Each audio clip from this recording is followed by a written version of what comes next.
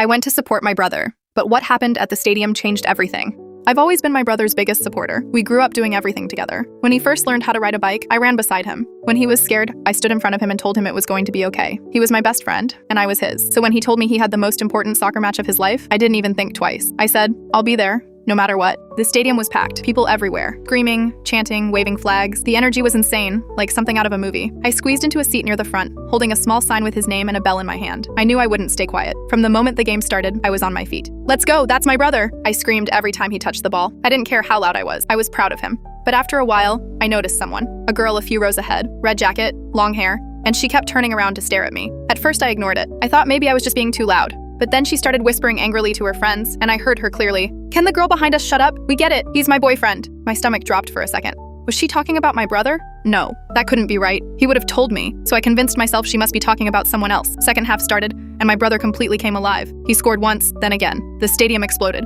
and I couldn't control myself anymore. I stood up and screamed, "That's my brother!" That's when I saw her again. The girl. This time she was fully turned around, staring at me like she wanted to explode. Her friends were literally holding her back, whispering for her to calm down. I felt uncomfortable. But I wasn't going to stop supporting my brother. This was his moment. Final whistle. We won, 3-1. The entire team rushed the field. Everyone was celebrating, jumping, screaming.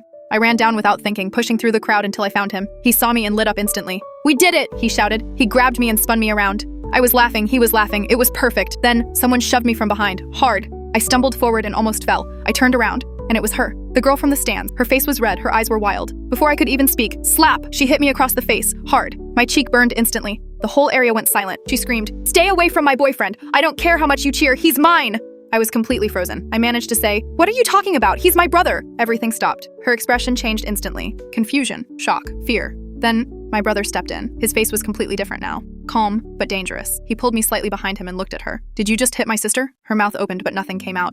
"I didn't know," she finally whispered. My brother shook his head. "You assaulted my sister at my championship game." He looked at her one last time. "We're done." She tried to explain, but he wasn't listening anymore. He turned around, put his arm around me, and walked me away from the field. Behind us, I could hear people talking, arguing, in complete shock.